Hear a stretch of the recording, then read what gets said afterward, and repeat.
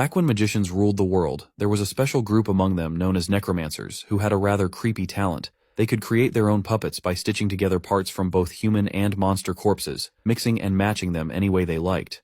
Some would make puppets that looked like human knights, while others built wild creatures with hundreds of hands and poisonous tongues, or giant frogs, massive walls, tall lookout towers, and even bizarre things like cockroaches and cats. This led to the birth of the wildest and most popular sport ever.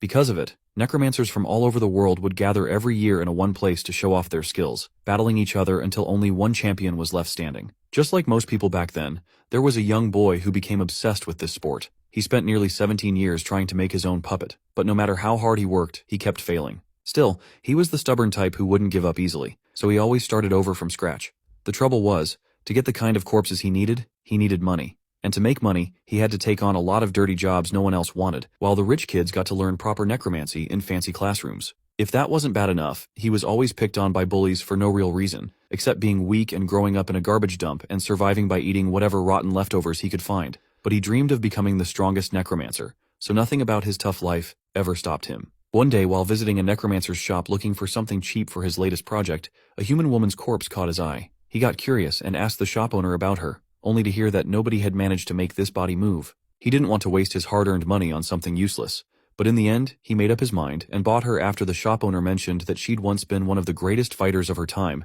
and now just thrown out like trash.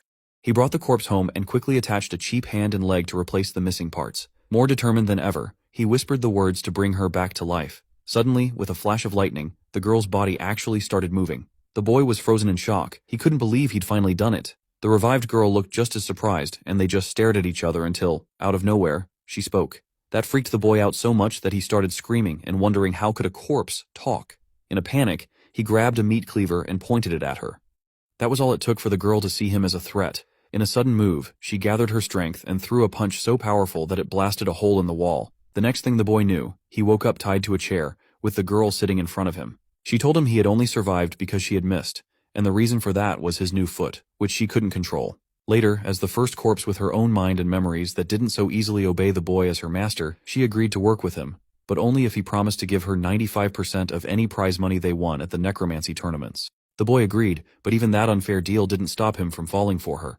Days later, when they won their first battle and collected their prize, he bought her a maid outfit and asked her out on a date in a love hotel.